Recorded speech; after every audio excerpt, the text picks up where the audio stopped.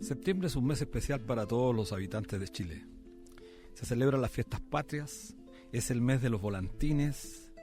La mayoría de los chilenos y chilenas, por unos momentos enajenados por lo que suele denominarse el cariño a la patria, se olvidan de todo y se dejan llevar por el ambiente dieciochero.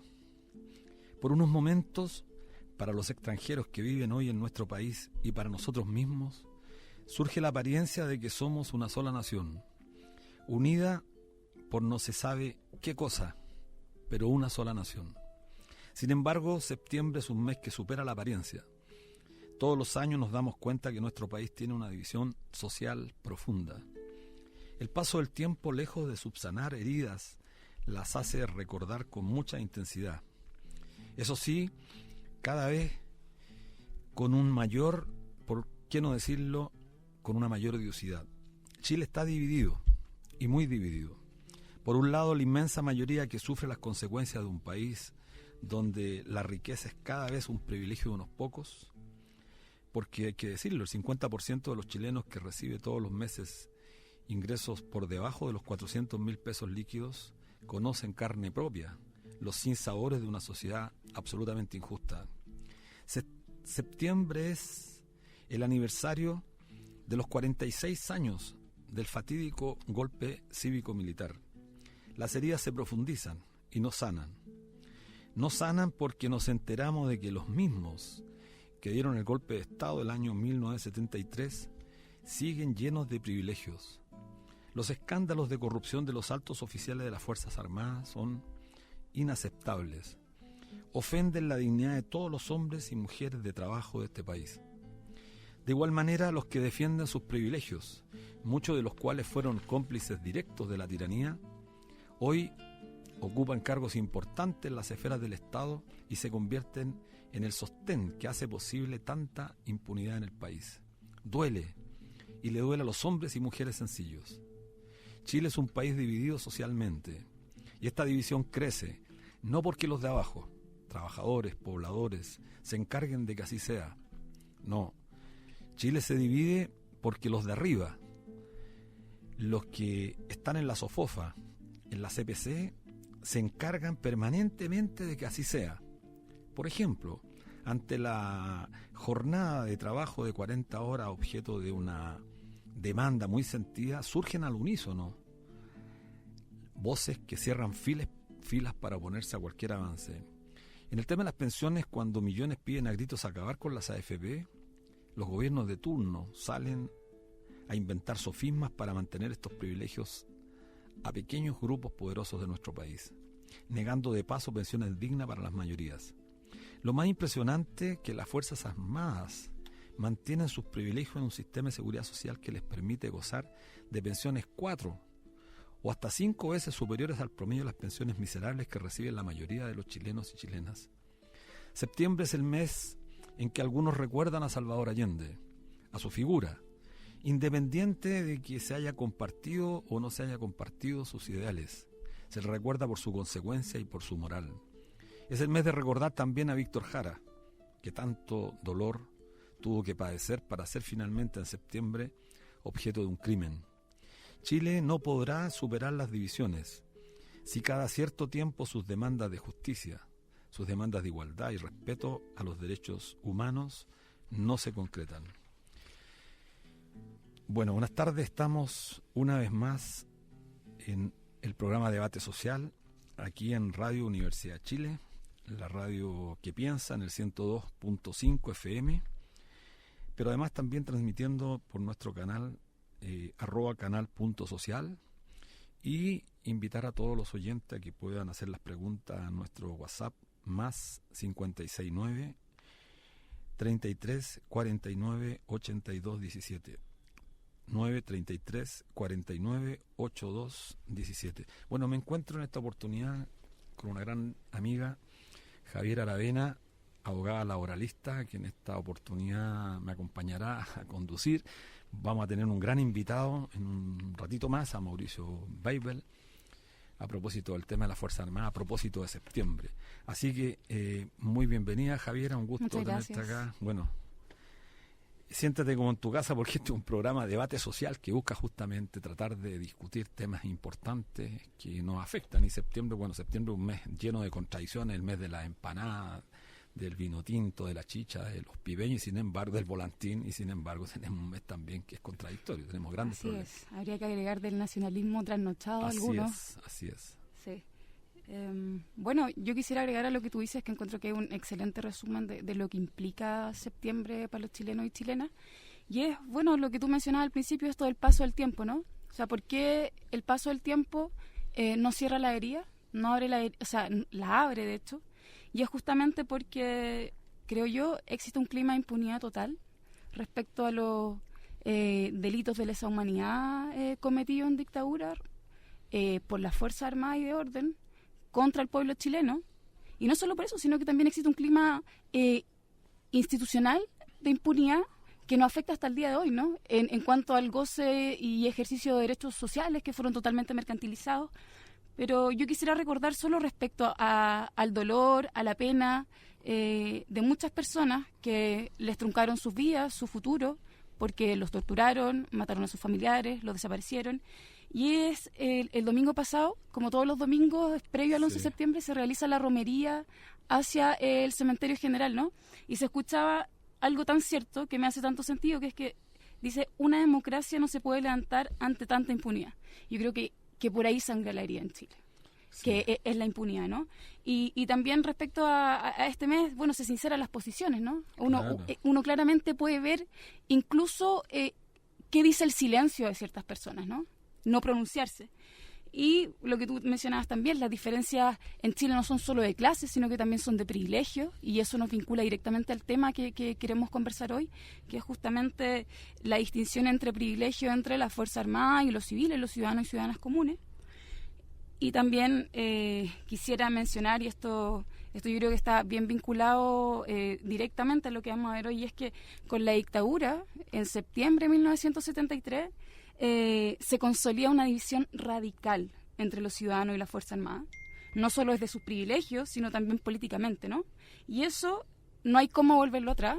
Yo creo, y en esto creo que estamos de acuerdo, que la única manera es repararlo, es intervenirlo, y eso también es un tema que vamos a conversar con nuestro invitado, ¿no? Sí, bueno, es totalmente pertinente lo que señalas, porque efectivamente uno de los grandes problemas que tiene nuestra sociedad es que intenta, por un discurso oficial, por un discurso instalado desde arriba. Cuando digo desde arriba me refiero a los que han tenido el privilegio de dirigir las instituciones del Estado durante 46 años, que imponen un determinado discurso lleno de sofismas, lleno de mentiras, pero además sustentado en una profunda desigualdad. Entonces construyen una realidad que está absolutamente distante de la gente común y corriente. Y por eso nos parece a nosotros que es relevante acentuar el tema de la justicia. No puede haber una sociedad que se unifique si no hay justicia. Así es. Bueno.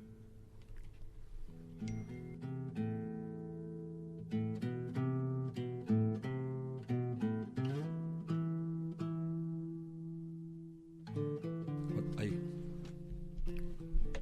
Javier, ya. Bueno, estamos con un invitado muy especial, Mauricio Weibel. Muchas gracias, bienvenido. Gracias por estar acá con nosotros. Voy a hacer una pequeña introducción. Digo pequeña porque se podrían decir muchas cosas. Bueno, tú eres periodista e investigador, corresponsal extranjero también, creador de la Unión Sudamericana de Corresponsales y académicos con estudio también de posgrado y pregrado. Tu labor principal, y yo creo que un aporte esencial a nuestra sociedad, que se dice democrática, es esta labor de periodismo de investigación. Tú has escrito con rigurosidad y también con buena pluma, hay que reconocer eso, Traición a la Patria, El Milico Gate, El Millonario Falco a la Ley del Cobre, La Historia Oculta de la Corrupción en el Ejército de Chile, Ni Orden ni Patria, La Trama Secreta del Paco Gate, El Mayor Fraude Fiscal en la Historia de Chile, y un libro que es particularmente interesante para mí, que es Los Niños de la Rebelión, porque no solo un trabajo riguroso de investigación, sino que también es una historia no contada, que como tantas que necesitan ser contadas respecto a los niños de la dictadura, la resistencia y organización de niños y adolescentes secundarios. Así que muchas gracias por estar acá. No, gracias a usted. Yo siempre digo que lo más fácil decir periodista de investigación, nomás que lo que uno lo define, ¿no? Sí. Así que eso. Bueno, muy contento, Mauricio, de tenerte aquí. Habíamos intentado hace algunas semanas atrás y tuviste justamente algunos trámites que realizar. Y entre agosto y noviembre del 2015 tenemos información que The Clinic publicó 7 artículos que detallaron cómo un grupo de oficiales y suboficiales de la institución castrense defalcaron el multimillonario aporte del fondo reservado del cobre. Esto ha generado en la gran mayoría de la población una indignación gigantesca. La gente siente que no puede ser.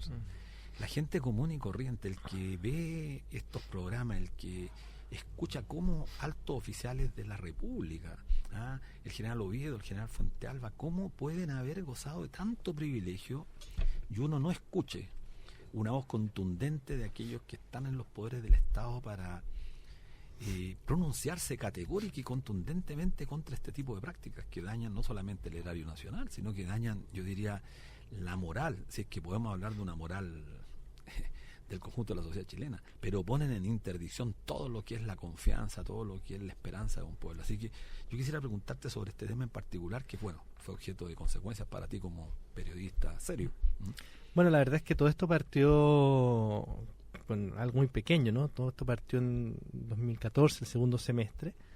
Teníamos el dato de que había un pequeño desfalco por 50 millones de pesos, que en esa época nos parecía algo monstruoso. Después estallaron todos los casos Penta, Sokimich, Corpesca, etcétera, el tema de la AFP, y uno empezó a darse cuenta que estos 50 millones era algo pequeño, ¿no? Y publicamos una primera nota en The Clinic, que fue en diciembre, enero de 2014-2015, sí. Y nos llegó un mail anónimo que decía: están profundamente equivocados, esto fue mucho peor. Y bueno, después de un tiempo nos reunimos con esa fuente y logramos certificar que ya el desfalco era de unos 3.500 millones de pesos. Y teníamos la información lista, la íbamos a publicar y no la publicamos porque, bueno, siempre está una anécdota muy especial, ¿no? Pero teníamos todo listo cuando Chile jugaba la primera final de la Copa América, ¿no? Así que dijimos, no lo vamos a publicar porque esto no lo va a leer nadie, ni siquiera nosotros, ¿no? Pero finalmente lo publicamos 2 semanas después, que fue en agosto justamente, después de que Chile ganara la Copa América, y ahí empezó un tema que no esperábamos, y es que durante muchos meses el único medio que publicaba era The Clinic. Y bueno, finalmente el año 2016, ya después de publicar reportajes que cada vez eran más increíbles, ¿no? Me acuerdo siempre el caso del cabo Juan Carlos Cruz, que apostó 2.400 millones de pesos en el Casino Monticello, aquí en la salida norte de Santiago. La primera vez que nos llegó el documento que certificaba que este suboficial había apostado 2.400 millones de pesos y su pareja otros 400 millones de pesos, nosotros no creímos. Yo de verdad pensé, y esto lo digo muy seriamente, que alguien había puesto varios ceros de más, que alguien se había equivocado. Eran 5 millones de dólares en esa fecha más o menos. Eran 5 o 6 millones de dólares según el tipo de cambio, pero uno decía, pero ¿cómo alguien va a gastarse este dinero en el casino? Y además, entonces buscamos un segundo documento y el segundo documento decía que además solo se lo había gastado en el tragamonedas, ¿no? Y las apuestas de tragamonedas son de 300 pesos, entonces yo decía, es imposible, ¿cómo alguien se va a gastar de 300 pesos 2.400 millones de pesos, ¿no? Y bueno, finalmente logramos conseguir la declaración secreta del cabo con la Policía de Investigaciones. En ella se decía de que el cabo decía 2 cosas increíbles, ¿no? Una, que le había perdido el sentido al dinero, una frase que yo creo que todos los chilenos quisieran decir. Y la otra era que se acordaba, sí, que una noche había perdido 60 millones de pesos. Y ahí, bueno, vino la pregunta inevitable, que era si el cabo gastó esto, ¿cuánto gastaron los generales? Y ahí, bueno, ahí empezamos la investigación, y que la verdad es que nunca pensamos que iba a terminar con esto, que es 2 excomandantes en jefe procesados, interrogados durante horas y horas por la ministra Romy Rates, fueron encarcelados, cerca de 40 en general coroneles, generales y suboficiales procesados en distintas etapas, investigados, sus familias, y que iba a terminar con la derogación de la ley reservada del cobre y con la recuperación de por lo menos $1.000 millones para el erario público en esa operación legal también, digamos, lo cual es algo que nunca estuvo en nuestra cabeza. Claro, Mauricio, respecto a tu labor de investigación y bien documentada también, ¿cuál es tu diagnóstico respecto a por qué se llega a esto? Durante mucho tiempo nos creímos el cuento de que nuestras Fuerzas Armadas y de Orden eran probas, las distinguía del resto de Latinoamérica. Sin embargo, ¿qué crees tú que permite llegar a esto? O sea, ¿cuánta tolerancia hay desde las otras instituciones para que ocurran todos estos desfalcos, esta asociación ilícita, lavado de dinero, etcétera. Mira, básicamente es porque durante medio siglo, que es una cantidad gigantesca de tiempo, las Fuerzas Armadas no han tenido control civil. No estamos hablando ni de 5 ni de 3 años, medio siglo. Se va a cumplir medio siglo sin control civil sobre las Fuerzas Armadas. Y fíjate que hay una cosa que es un dato puntual, que logramos averiguar, lo que hoy día ya es bastante más público, pero en el fondo los gastos reservados que dispone el comandante en jefe del ejército de forma anual son 2.500 millones de pesos, dependiendo del tipo de cambio, pero hoy día debe estar en torno a los 2.500 millones de pesos anuales. Eso significa que en su gestión todo comandante en jefe dispone de unos 10.000 millones de pesos, un poco más, que no tiene que rendir, porque tiene que rendir diciendo simplemente me lo gasté bien. Entonces imagínate tú que cualquier funcionario público, independiente de quien sea, tú le pasaras 10.000 millones de pesos y le dijera no los rindas. Claro. Es un incentivo brutal a la corrupción. O sea, es facultativo, tú si quieres lo haces. O sea, lo hacen, pero lo hacen de una forma en que no tienen que adosar documentos, sino que dice me lo gasté bien. Claro. Es lo que se llama un certificado de buena inversión. Bueno, me parece prudente, muy pertinente la pregunta que hace Javiera, porque, como bien dices tú, vamos a cumplir próximamente 50 años, medio siglo de que las Fuerzas Armadas han gozado todo privilegio, porque no han tenido control civil. Y como bien decía Javiera, siempre intentó hacérsenos creer a los chilenos, porque muchos mandatarios se ufanaban, ministros se ufanaban que tenían una Fuerza Armada prácticamente prístina después del golpe de Estado, después del retorno a la democracia. Siempre se nos enrostraba que los argentinos, que otros países, bueno, pero Chile no tiene nada de que sorprenderse, porque en realidad los montos, las dimensiones de lo que estamos hablando quizás las conviertan en las Fuerzas Armadas más corruptas de la región, pero además gozando de privilegios que son absolutamente desmedidos, que en un país civilizado sería imposible suponer. Y mi pregunta dice en relación con lo siguiente: de esto han sido, yo diría, responsables directos los jefes de Estado, Ricardo Lagos, bueno, Michelle Bachelet y por supuesto Sebastián Piñera, que han sido absolutamente incompetentes para tratar de colocar este tema en el debate y poder, poco a poco, uno no dice de la noche a la mañana, pero poco a poco, a privar de estos privilegios y de estas, yo diría, facultades que han tenido las Fuerzas Armadas, que cada vez son más escandalosas. O sea, uno puede comparar al general Oviedo, al general Fuentealba, guardando las proporciones, casi con el mismo poder, incluso más desmedido que los propios generales que estaban en el periodo de la dictadura. O sea, en el tiempo de Pinochet, bueno, Pinochet con el séquito de guardianes que tenía gozaron de muchos privilegios, pero hoy día ya esto se ha hecho prácticamente una política general. Sí, claro, es bastante inaceptable si uno piensa, por ejemplo, que los dos últimos excomandantes en jefe del ejército, Juan Miguel Fuentealba y Humberto Oviedo, están siendo investigados por ellos dos, solo ellos dos, haber defalcado en conjunto 8.000 millones de pesos. Una cantidad, pero... Estamos hablando del equivalente a 2 colegios, casi a 3 colegios bicentenarios, o sea, 3 colegios que podían albergar a 3.000 estudiantes, lo que estos generales supuestamente, según la imputación de la justicia, defalcaron, ¿no? Es brutal. Y la verdad es que para que ese desfalco se produjera, se requería una institucionalidad que lo permitiera, ¿no? Sí. Fíjate un dato curioso, ¿no? El Milico Gate parte porque, o nos enteramos nosotros, porque hay 700 facturas que se pagan en el ejército y que no tenían el timbre de impuestos internos. Y uno dice, pero ¿cómo iban a pagar facturas que no tenían el timbre de impuestos internos? Y claro, de ahí nos fuimos dando cuenta de que había una cantidad gigantesca de desfalco en todas las áreas, no solamente el Minicogate, no solamente los pasajes, sino que había un abuso, ¿no? Ejemplo, me acuerdo de un reportaje que me tocó hacer también de los 327 militares que tenían pensiones dobles, triples y cuádruples, ¿no? Y había un oficial que tenía una pensión mensual de 7 millones de pesos, ¿no? O sea, casi 100 millones de pesos al año en pensión. Ningún chileno tiene esa situación. Sí, respecto a la falta de del control civil, bueno, desgranémosla porque hay un blindaje institucional que se manifiesta a través de la tolerancia legal, también la falta de control civil y, bueno, indolencia en los gobiernos que se han sucedido desde Pinochet en adelante, ¿no?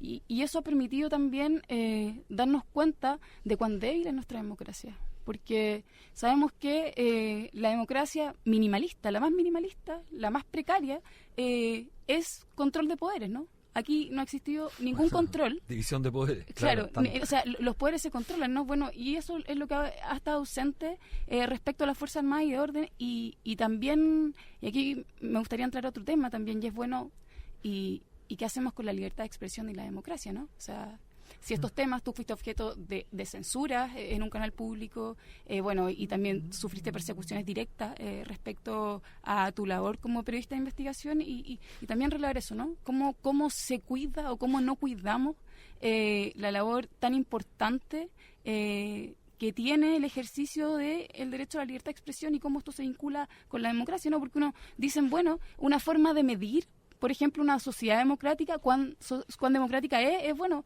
midamos cuánta libertad de expresión hay. Y eso es... Sí, bueno, la verdad es que yo siempre digo que la libertad de expresión es la base y el más importante de todos los derechos humanos, porque es la libertad de expresión la que permite reclamar los demás derechos, ¿no? Por eso es que los regímenes autoritarios del signo que sea siempre tratan de acallar o las voces sociales o los medios independientes, porque cuando la libertad de expresión es en su ejercicio, digamos, cotidiano, diario, es la que permite reclamar por otros derechos, ¿no? Creo que efectivamente tenemos un país con muy pocos medios, con muy poco pluralismo, que es una situación de América Latina. Me tocó hacer un informe el año pasado sobre América Latina junto con otros colegas, y la verdad es que es una situación bien lamentable, ¿no? Es muy lamentable porque en general lo que ocurre es que las grandes fortunas de los países compran los grandes medios y nos encontramos en una situación de muy poco pluralismo, de muy poco debate, de muy poca diversidad, ¿no? A mí me sorprende, por ejemplo, que haya personas como el exministro Francisco Vidal, que fue el que nombró a Fuente Alba, que avaló en la prensa que yo fuera espiado, que siga siendo vocero en Televisión Nacional. Creo que ninguna persona que avale el seguimiento a periodistas, ¿ya? Debiera ser un vocero y un referente en un canal público de televisión. Bueno, Mauricio, eso creo que es relevante lo que acentúas tú, porque a propósito de lo que plantea Javier, a la debilidad de nuestra democracia, producto que ningún órgano o ningún poder del Estado es capaz de supervisar. Además, lo que tienen por norma la función fundamental de supervisar, no la cumplen, no la ejercitan, pero cada vez con una actitud mucho más pusilánime, con su silencio. Yo solo hago una excepción que creo que es la justicia, y creo que hay que destacar la labor de la ministra Romy Rattenberg. Bueno, sí, por supuesto. No es menor. Sí. Totalmente valorable, y creo que es importante ubicarle en un contexto que se merece, porque son gente valiente, gente que yo creo que sus principios trascienden a lo que es habitual observar. Pero yo quería decir un punto, perdón, que me parece relevante, que tú lo utilizaste, Mauricio, que a mí me llamó la atención. Estamos viviendo una democracia muy particular. Incluso algunos dicen que no puede haber democracia cuando no hay libertad de prensa. Una de las condiciones fundamentales para que haya libertad de prensa es el ejercicio libre del periodismo. Chile no lo tenemos. Pero además estas prácticas de espionaje, que creo en la próxima parte de nuestro programa debiéramos profundizar. Tú dijiste una cosa que me pareció relevante. Si me pasa algo a mí, el responsable directo es el ministro de Estado, Alberto Espina. Yo también recuerdo que en el tiempo de la dictadura, la única forma que teníamos de defendernos nosotros cuando nos veíamos amenazados era justamente haciéndonos público.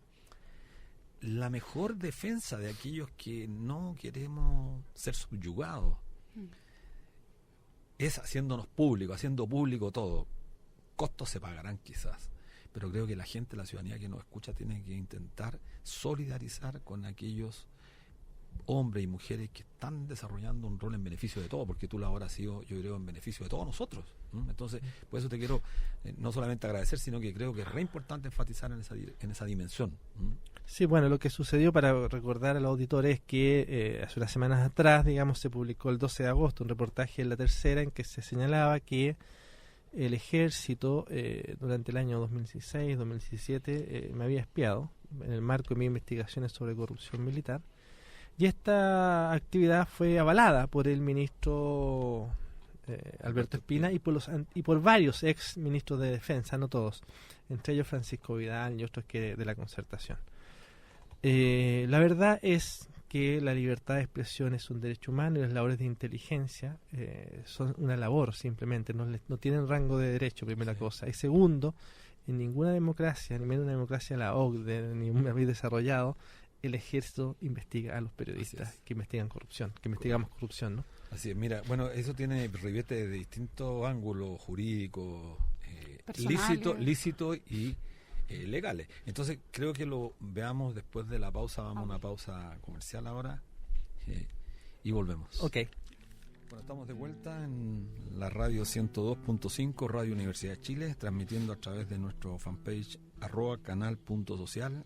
Pueden hacer las consultas a nuestro WhatsApp más 569 33 49 82 17. Estamos con Mauricio Weibel conversando un tema que creo que es uno de los temas más espinudos, más importantes. Javiera, ¿querías tú?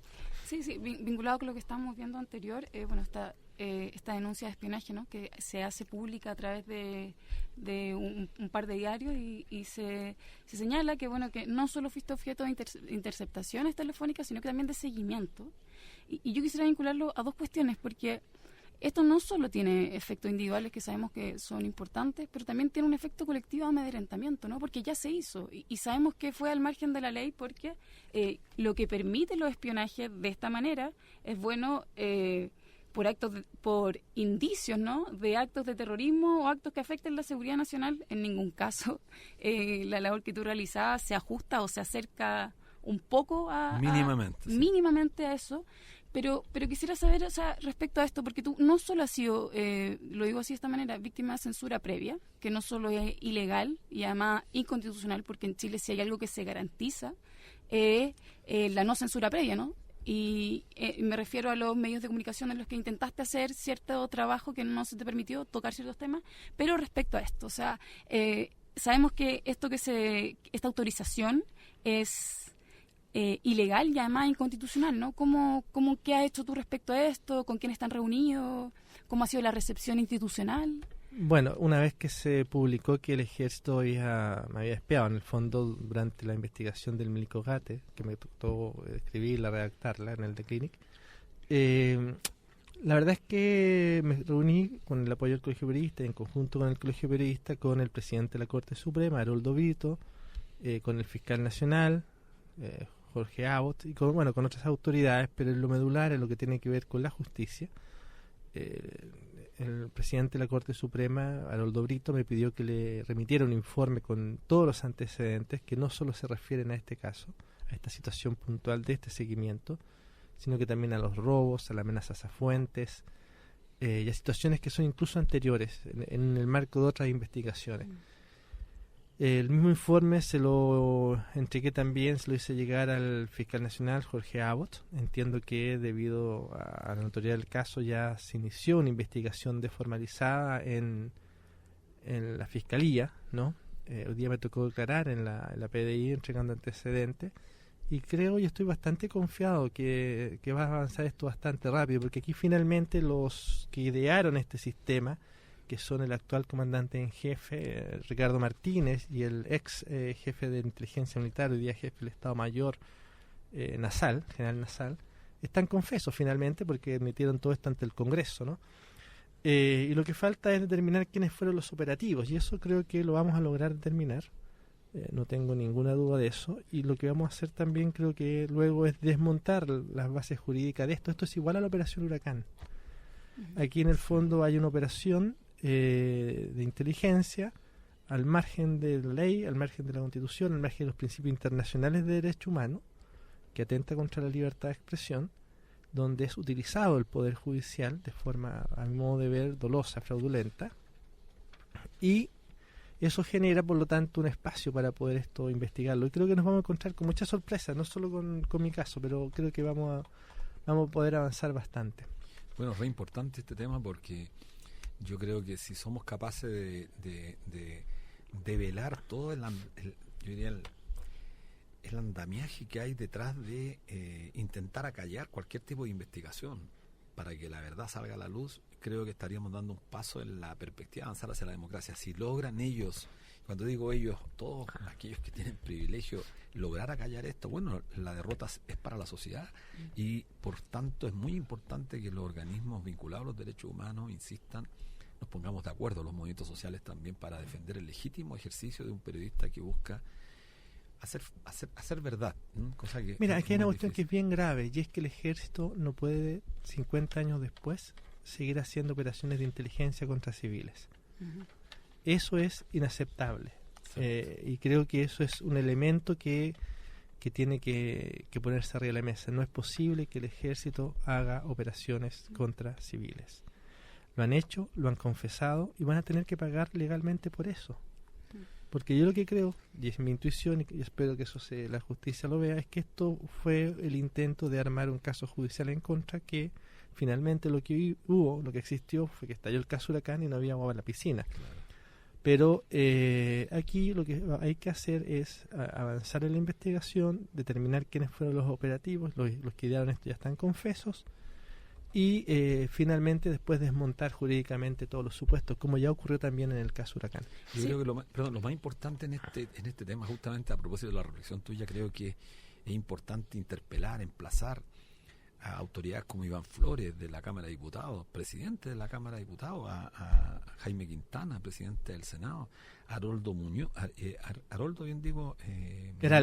Heraldo Muñoz, presidente del PP, donde el ex ministro Vidal se permite simpatizar, solidarizar. Usó, creo, la palabra solidaridad en uno de los programas en Televisión Nacional, entiendo, en Estado Nacional, a propósito de los generales de ejército.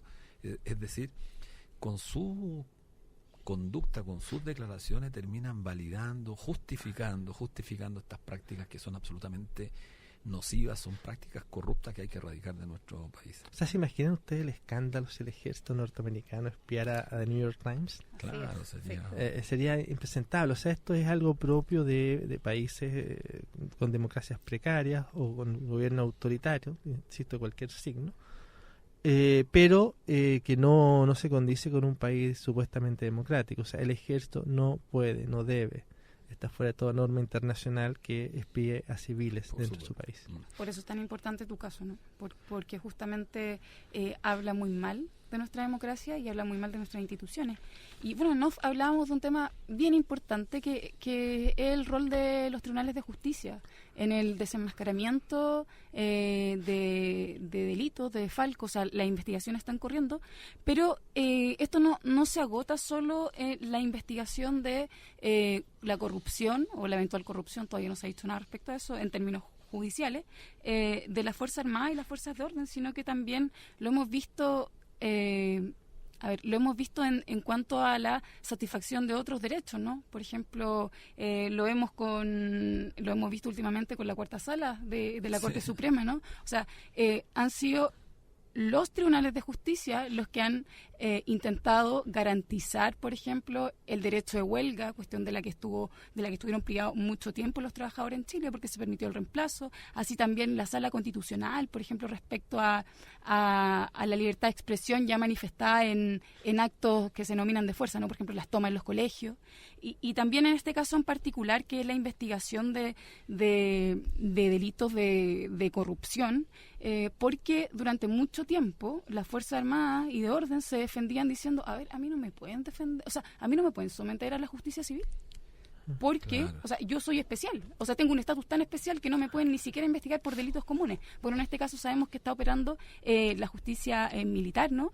A través previamente de Omar Astudillo y ahora de Romy Rutherford, que por cierto yo quisiera hacer una anotación bien interesante respecto a esto y creo que tiene que decirse, ¿no? Es cada vez que una mujer hace una labor que es impecable, que es buena, o sea, se la tilda de la mujer de hierro. No sé si se han dado cuenta. Gloria Nachevsich, ministra de la Cuarta Sala, con unos fallos también correctamente argumentados y con decisiones fundadas, que era lo que durante mucho tiempo careció la Corte Suprema en materia laboral, también la mujer de hierro. O sea, eso a mí también me llama la atención. Caricatura. No, y es bien machista. Sí, por supuesto. Ahora, que es dura. Claro, pero... o sea, yo creo que lo mismo si es los calificativos, hierro, el que sea, pero no hay otro juez en la República, la historia de la República, pongámoslo así, que haya procesado a 2 comandantes en jefe. Claro, sí, eso es imposible. Va a pasar a la historia, yo creo, sí. O sea, estamos hablando de una ministra que procesó a 2 comandantes en jefe, que los encarceló a 2 comandantes en jefe, que procesó a un vicecomandante en ejercicio y que tiene otros 40 militares procesados. O sea, no sé si la palabra está mal puesta, creo que en su caso está perfectamente puesta, no veo machismo alguno, es que realmente es impresionante el trabajo de ella. Sí, no sé, eso está. Y el coraje, porque yo entiendo que muchos otros jueces, quizás me equivoco, pero quizás muchos otros habrían pasado largo, y creo que ella, que además también ha recibido amenazas, ¿no? Y que después de recibir esa amenaza haga estos procesamientos, creo que habla de su fuerza, su temple, pero es una condición de ella. O sea, no hay otro juez de la historia de Chile que haya hecho lo que ella hizo. Oye, Mauricio, mira, no sé, a propósito del estatus que recién Javier ha señalado, el estatus especial que las Fuerzas Armadas tienen en materia de justicia, comillas, justicia, recientemente supimos, por ejemplo, en el tema de pensiones, no solamente estos privilegios de poder disponer de gastos reservados que son absolutamente desmedidos, sino que además de pensiones que están muy por encima de las pensiones de los comunes y normales trabajadores y trabajadoras chilenas. ¿Cuánto poder siguen teniendo las Fuerzas Armadas después de 46 años? Porque a propósito de estas últimas controversias o controvertidas declaraciones, el propio José Miguel Insunza hizo declaraciones que decían que cada vez las Fuerzas Armadas tenían más poder. Un ex ministro del Interior, ex canciller de la República. El hombre que trajo Pinochet. Hombre, claro, que trajo a Pinochet. Entonces, si ellos han señalado esto, tú, con tu experiencia y con tu expertise en esta materia, ¿tú crees que es posible comenzar, quizás gradualmente, a desbaratar este poder inmenso que han tenido las Fuerzas Armadas? Mira, es complejo. Creo que quien está haciendo eso es justamente esta jueza, que da lo mismo el nombre que le pongamos, ¿no? Pero que su nombre es Romy Rateford. Creo que el rol de los tribunales en investigar y sancionar estos casos de corrupción va a ser muy clave. Creo que también este gobierno sacó una cantidad importante de generales, ¿ya? Y que se cambió en este gobierno la ley del cobre, a lo que no se hizo en el gobierno de Bachelet, pese a que ya estaban todos los indicios. Y eso es, yo a veces creo que la Concertación es más pro-militar que la derecha, ¿no? Bueno, nunca quiso destituir al general director de Carabineros. No, claro, todo el mundo del país sabía que la operación Huracán era un fraude. Exacto. Y el EWI seguía viajando a Argentina, claro, ¿no? Y defendiéndola. La verdad es que, para ponerlo en contexto, para que la gente lo entienda, del año 2000 hasta la fecha se le entregaron para compra de armas a las Fuerzas Armadas 18.000 millones de pesos.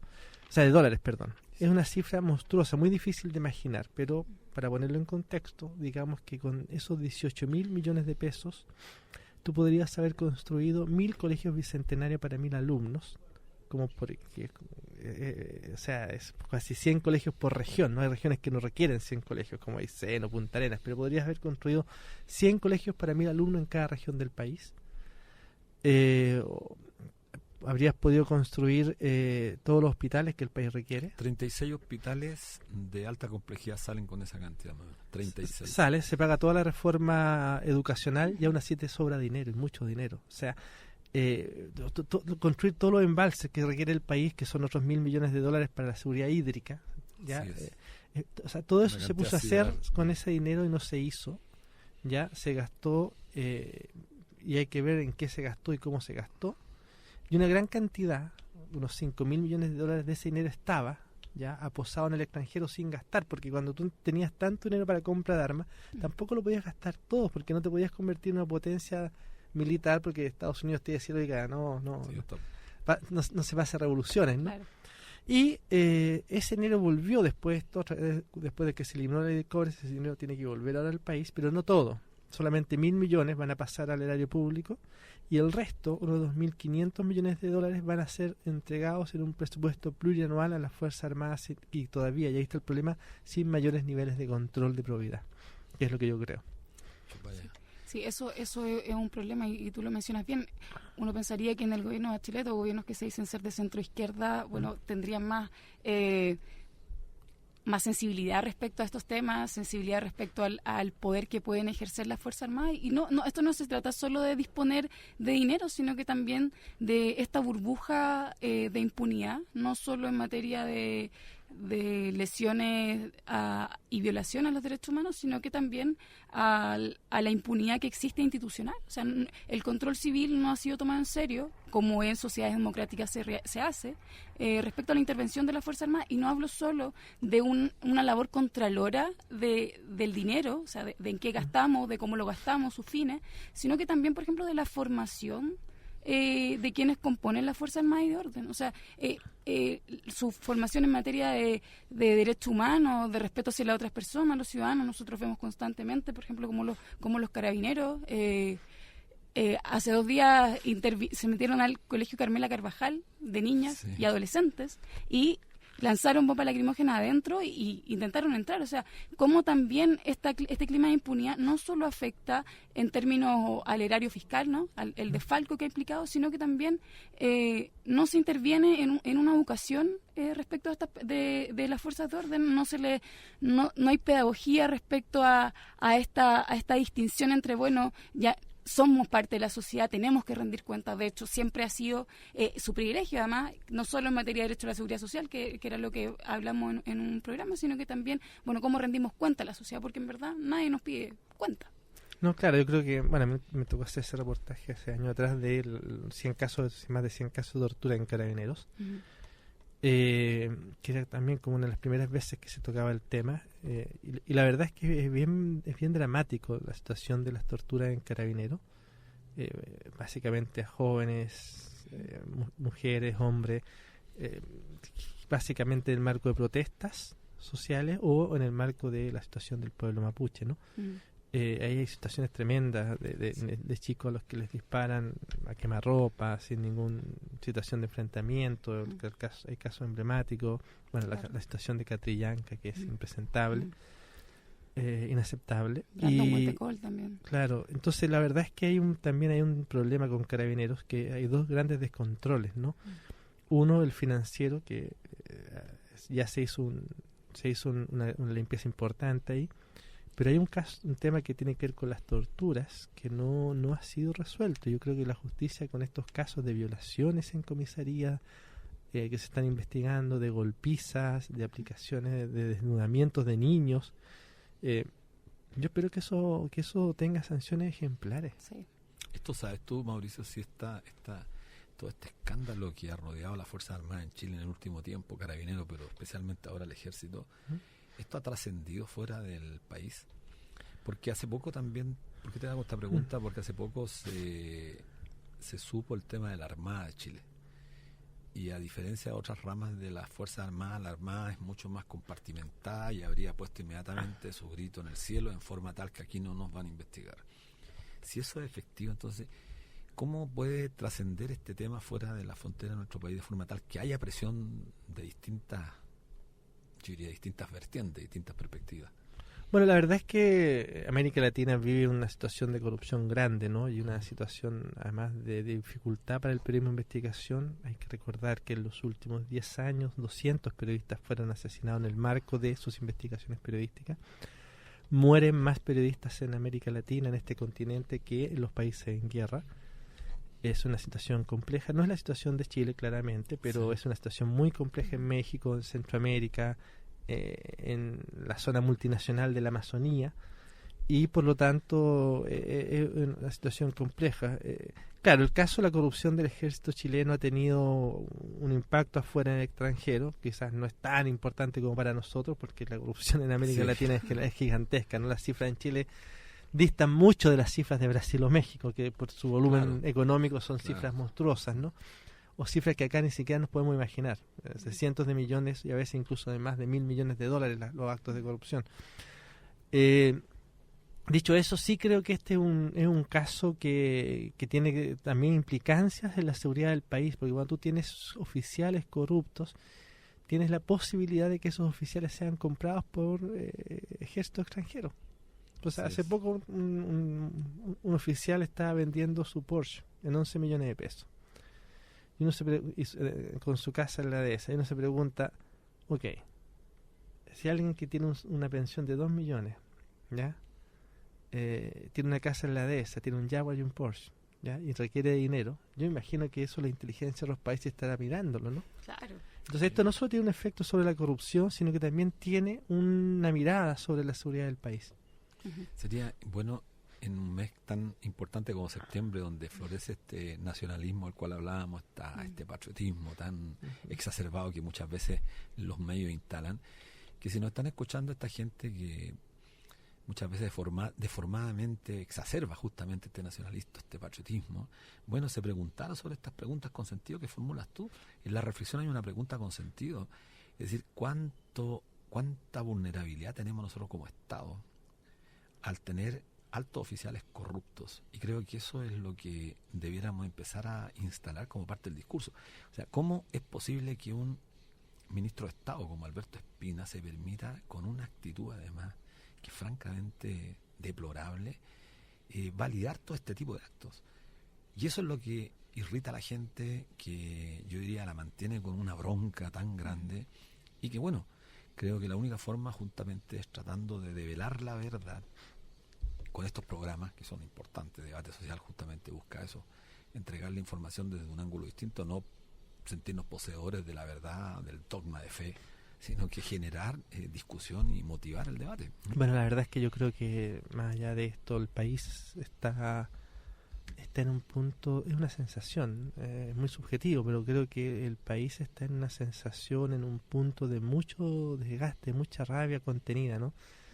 A mí me recuerda esto del año 2010, cuando uno decía, aquí van a haber protestas. No sabía ni cómo ni cuándo, pero finalmente estallan las protestas del 2011, ¿no? Sí. Y la élite no las vio venir, la élite nunca las vio, pero uno que vive, que se suelta en Santiago y camina, que va a comprar el pan a la esquina, que hace la fila del banco, digamos, uno se da cuenta de que hay un malestar muy profundo. Muy grande. Fíjate un dato que no es menor, pero casi el 60% de las licencias médicas en Chile son por salud mental. Eso implica que hay una sociedad, que hay un país que está profundamente desgastado, herido, asqueado con la corrupción, ¿no? Sí. Y creo que eso va a estallar, no sé cómo, y espero que sea de una forma que nos permita, porque las protestas sociales son positivas, pero que nos permita eso transformarlo en conquista de derechos, ¿no? Totalmente de acuerdo. Bueno, estamos conversando con Mauricio Weibel, periodista destacado, que ha sido, yo diría, objeto de una agresión de la cual nos hacemos parte solidarizando con él, pero una investigación que está puesta al servicio de toda la comunidad. Estamos en Radio Universidad de Chile 102.5 y estamos llegando al final de nuestro programa, como desgraciadamente se nos pasa el tiempo. Así que bueno, Javiera, agradecer a Mauricio y bueno, ¿qué podemos decir? Pues expresarte nuestra absoluta amistad, solidaridad, nuestro reconocimiento, porque el valor tuyo solamente puede mantenerse en la medida que somos más los que estamos contigo, porque la valentía justamente descansa en el número de sujetos que peleamos por una causa digna. Así que bueno, sí, no, gracias, eso es verdad lo que dices. Yo me siento muy respaldado por mis colegas, por la gente, y eso es muy lindo, muy bonito. Ahora uno hace las cosas porque hay que hacerlas nomás, no, nada más, punto. Nada, un saludo a todos y todas y todes, porque alguna vez alguien me dijo que el todes ocultaba las todas. Es verdad. Es verdad, pero bueno, oye, un abrazo a todos los y todas las que estén escuchando, y nada, pues que sea un muy buen 2020, ¿no? Pues ya estamos casi terminando el año. Esperamos que sí. Así es. Bueno, chao Javiera. Chao. Chao a ustedes. Mauricio.